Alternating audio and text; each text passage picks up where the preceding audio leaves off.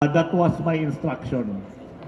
Because, sabihin nga natin, unusual for a 3-day operation, 7 dead in 7 operations and involving 8 of our policemen. Unusual pero hindi imposible. Okay?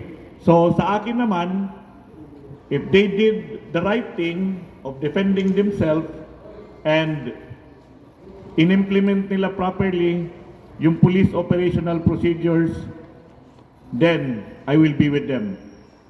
I will go down the drain with them para sila sabihan yung mga authorities na no, my men did the right thing in defending themselves, and I will be defending them.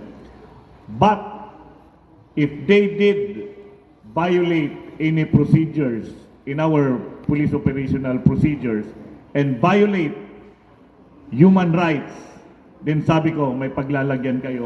Kaya nga ko kayo pinaimbestigahan.